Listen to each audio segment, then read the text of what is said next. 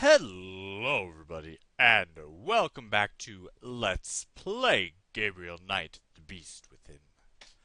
Last time, we discovered a little secret love passage between what is now Gabriel Knight's bedroom and Gerda's bedroom, so Grace isn't too happy about that. And they had quite a bit of a fight, but there seems to be some sort of misunderstanding between the two. But that's irrelevant because what we're really focused on is the werewolf stuff, and we've done quite a bit of studying on it. So, as I showed before, we have this card for Professor Barkley. Bert Barkley knows more about history than I ever will, especially at this rate. And we did get some information about history, so perhaps he can help us some more. There's actually a phone, a very old-fashioned phone, even for this period in time, right here on the desk. Actually, let's take a look. Who should I call? I suppose in the next Blake Backlash book, good old Fujitsu will be replaced by Hildegard. I'm not quite ready to write the big hero yet. So eventually we'll be writing Gabriel back just like he wrote us, but let's use our card on the phone. See if he can give us some more information.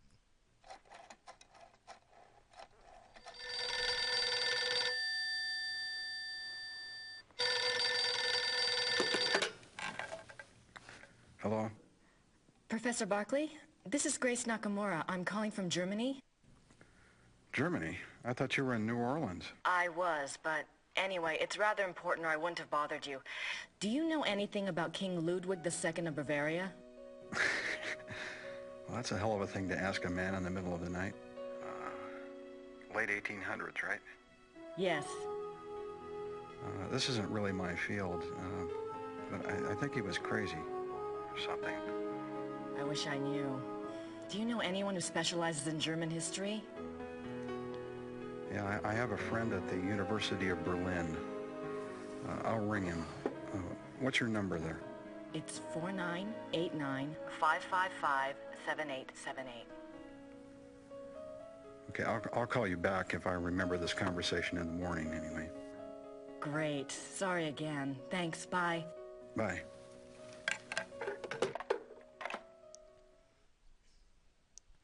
These 555 sure are popular digits to be put together in phone numbers. Anyway. So yeah, 1800s, King Ludwig, that was about the time that this werewolf stuff started happening.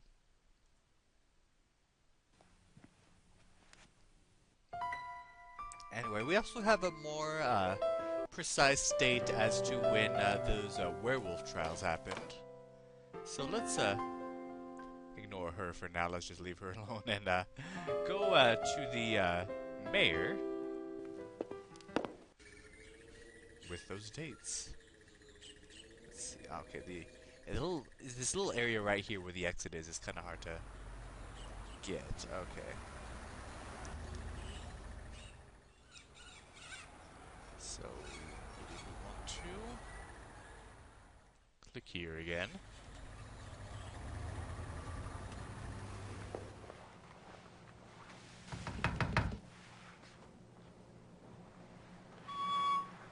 Hello again. Did you need something else? Remember that werewolf trial I'd asked you about? I have a date now. April 1750. Excellent. Let me go look.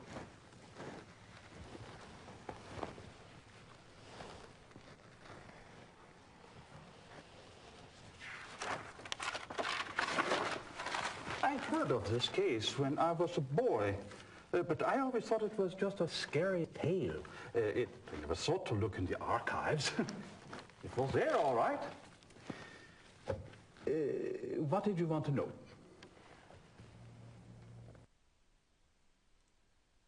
Why did they bring the wolf to Rittersberg?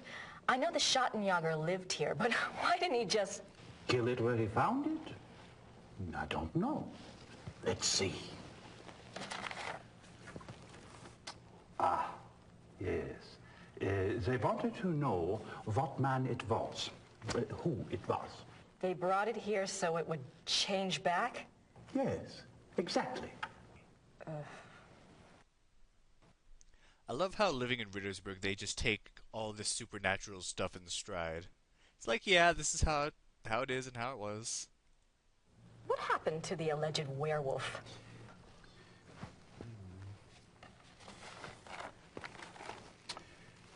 He was interrogated for 2 days. He confessed his guilt. The trial took place on the 3rd day, and he was sentenced to death by quartering and the stake. He was given a final meal. He asked to see a confessor, and this was granted. He died at dawn the following day. They pulled off his limbs and burned him? Don't think harshly of us, miss. That was a long time ago. Youch! That does not sound pleasant. Where was the werewolf kept while it was here? The dungeon. There's a dungeon in the rat house basement.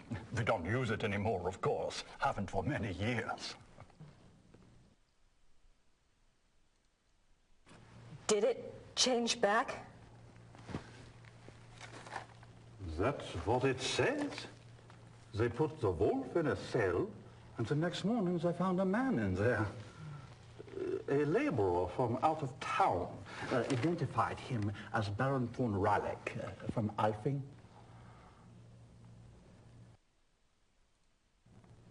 Why did they want to find out who the werewolf was? I would guess... Yes. It says here that a group of villagers were sent to the werewolf's hometown once they learned its human identity. Why? They thought there were more of them there? In those days, the family of the identified werewolf would be in great danger. Many believed such curses were handed down through the bloodline. Was there anything else? I suppose not. Unless... Is there any way I could see the dungeon? It would be my pleasure.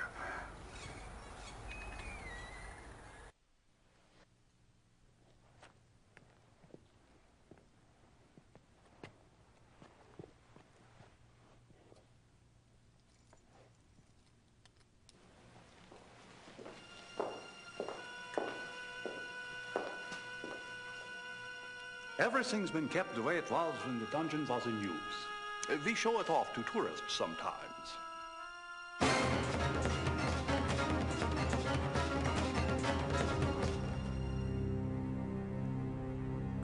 Are you all right, miss?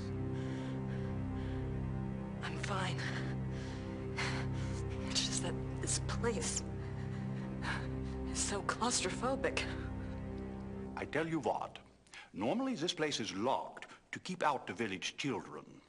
I'll leave it open. You can come and go as you please. Would you? Thank you so much. You are most welcome. Goodbye, and good luck. Bye. What was all that? Those scenes looked familiar. What is going on with your face? Grace, what is happening to you? You look like you sucked on a lemon. Okay, that is odd. Anyway, let us check out the dungeon.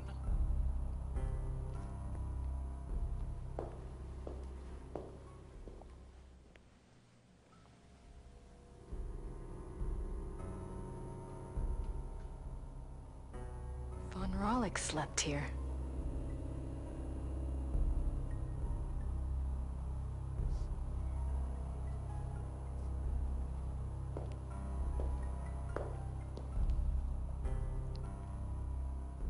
I don't know, those bed linens look way too new and clean to be the ones that were used back in the 1800s.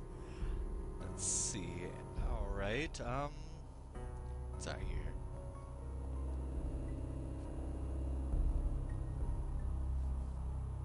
Looks like it gets a view of the church.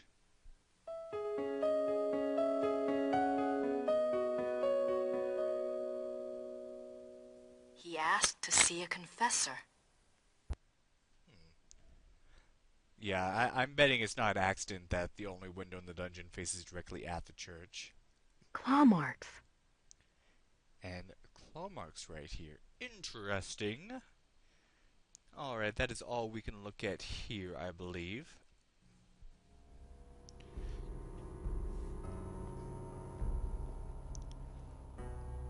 Let's go back to the town hall and see if there are any more questions we can ask. I had a thought while I was in the dungeon. Yes? You mentioned that Baron von Raulich was allowed to give a last confession. I suppose the priest was from St. George's? I suppose it was. Would there be a record of the last confession? It might tell us more about the Baron's life. Good idea, young lady. Those records are in German, though, and Father Getz doesn't speak English. Do you think this would really help your Schattenjäger? I'm not sure.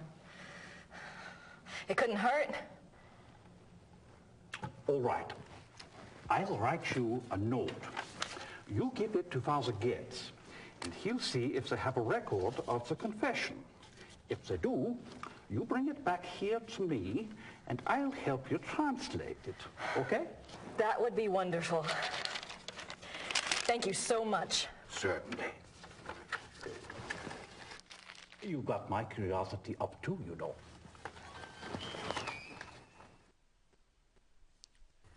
They keep records of last confessions. I actually didn't know that.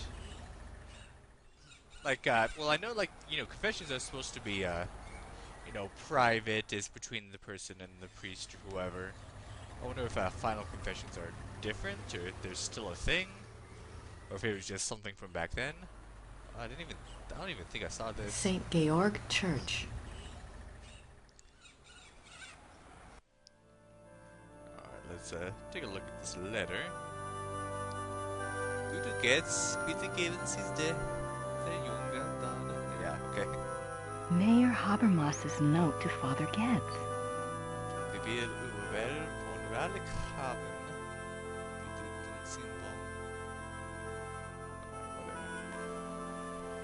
Entschuldigen Sie bitte. Ja. Das hier ist von Herrn Habermas. Einen Moment, bitte.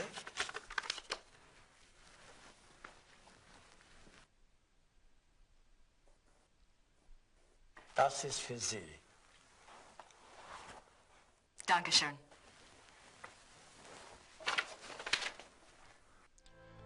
Alright, we have ourselves a something. Father Getz gave me this file, but I'll need help translating it. Well, we know who will help us.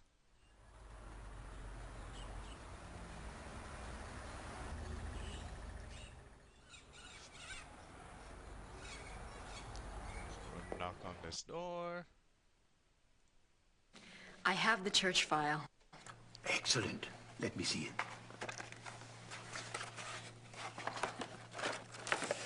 What's this? This is in English. It's from a lawyer in Buenos Aires. It's addressed to St. Georg's Church. The date is 1764. What's it say? It's a request for information about the death of Baron Klaus von Raulich. It says it's for the family. I assume someone answered it.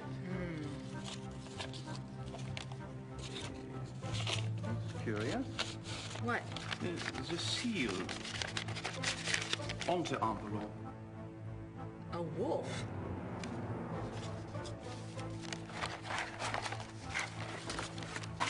Okay. The last confession. The Raulich family took the symbol of a black wolf to represent their great skill at the hunt. Let me see. Klaus von Raulich says that he lived up to the family symbol too well. His friends nicknamed him the Black Wolf, but he confessed it was more because he was prideful and treated his villagers and women very badly. He was much feared. The Baron confesses that a life of sin brought the werewolf curse upon him. Listen to this. A gypsy camp, Hungarians, came to Alfing one day. He wanted one of their young women. He had her brought to his castle by force, and there he... Raped her? Raped her, yes. He intended to release her, but before he did, the girl killed herself. The next day, an old gypsy woman from the camp cursed him, saying that he was to become the shape that his name and his crimes showed his heart to be. I see. Soon afterwards, her curse came about. Klaus von Raleck began to change, to run at night as wolf, to kill and eat human flesh. He begs forgiveness from God and from his wife and son. He says he welcomes his punishment, if only it will pay for his sins and save his family from further pain. That is all that is written. Wow. Thank you. I'll return this to Father Getz for you. Thank you. Good luck to you, young lady. And to your Schottenjäger.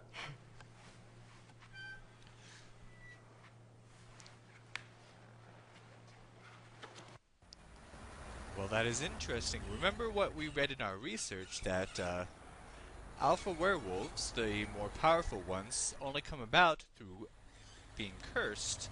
And it seems like the guy who was held, tried, and executed here was cursed by a gypsy woman for his rape of one of the other young gypsy girls who killed herself. That's depressing. Let's see if Werner Hoover has... if we can ask him anything else about anything we found out.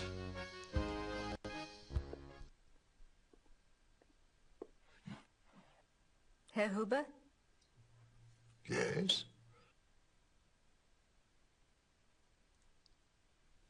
Do you know anything about King Ludwig II? Of course. Everybody knows about Ludwig. He was the last true king Bavaria had. Why do you think I hang his portrait? Or that article on the wall? Do you know what that is? That is from the Munich newspaper the day after the king died. My great-grandfather saved it. It has been handed down to every first son. That is what Bavarians think of Ludwig. Interesting. What was Ludwig like? Why is he so revered?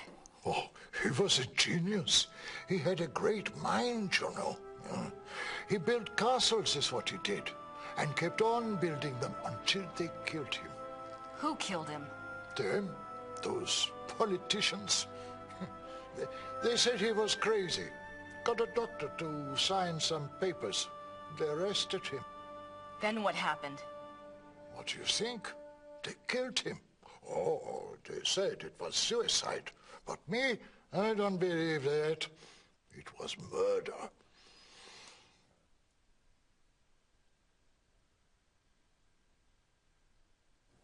Thanks. Bitte.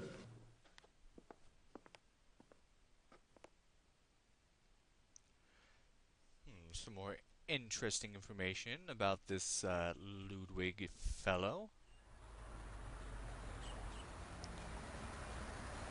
Now that we have more information, let's see if the library holds anything else for us. There we go. It's always hard finding where the exit point is.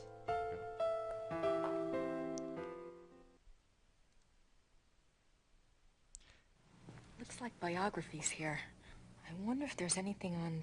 Yes, Ludwig. König von Bayern, König Ludwig, sein Leben und sein Sieg, die letzten Tage des König Ludwig II. German. That's not much help.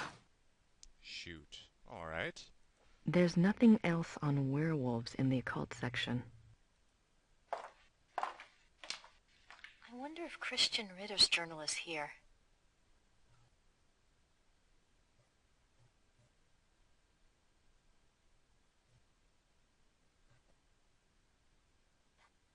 Christian Ritter, born 10 January 1820, ordained a Schottenjäger, died 4 March 1864. The 4th of March. That's the date on the letter. Hey, that's actually my birthday. Huh. Anyway. So this is the new book we got. A Christian Ritter.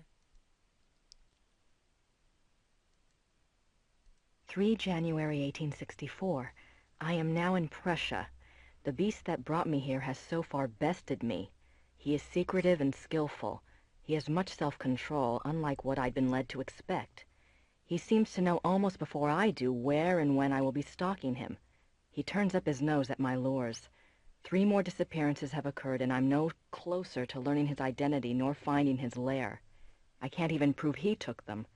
Not a single corpse has been found. March 3rd, 1864. I have had a break at last. The key was in front of me all the time. The Black Wolf, he so daringly calls himself, for all to hear and none to truly see. It is worse than I could ever have suspected. He is not just a beast, but a monster. His jaws are already around some of the best throats in Europe. I return to Rittersberg tonight. I must warn those in danger and get someone to assist me. I am in over my head. And it looks like that's the end of that journal. There's actually one more thing I want to check. Okay, so yeah, this letter was to Ludwig. For some reason I was thinking, wait, was this letter to or from? But yeah, okay, so that's why we're trying to figure out so much about him, is because this letter was addressed directly to him saying, be careful for the Black Wolf. So yeah, lots of interesting stuff. The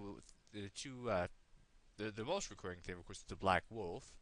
We're of course hearing about Ludwig II, who apparently went mad, and they say he was murdered, but we're not sure yet. So much information. Okay. So, I'm not sure what other case books would be relevant.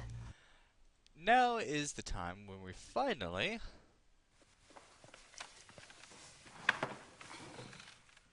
get to write a letter stating our research to Gabriel. All right, Knight, I've got your research.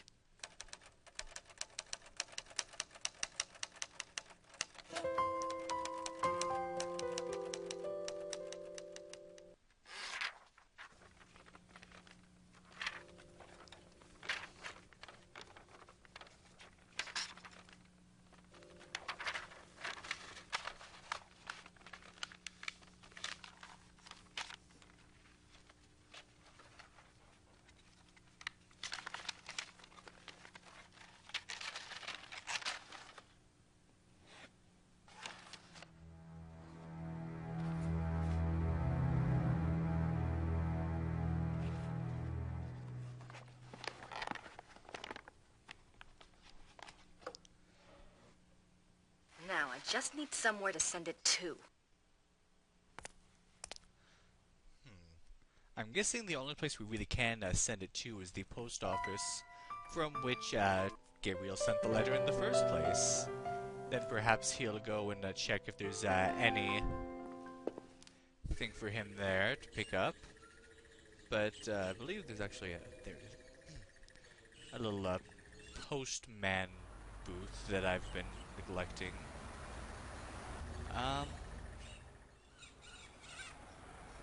Here we go, post. So this is where I've been sending Gabriel's fan mail. Would it say post in Germany? Is that a German thing? Anyway, let's ring the bell. I said let's ring the bell. Had to change angle slightly for some reason. Who's good? Grüß Gott. Womit kann ich Ihnen dienen? This. I have to get an address first. Oh, that's... I guess... Oh, I was wrong. Okay. Never mind. Danke. Bitte. The other one was like, okay. Well, good, it will know. So I guess we're gonna kind of have to be forced to, give it over to her.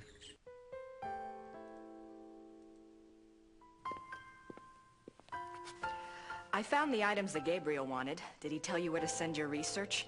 Yes, his lawyer's office in Munich. Can I get the address? Harald Übergrau, Marienplatz 21, München.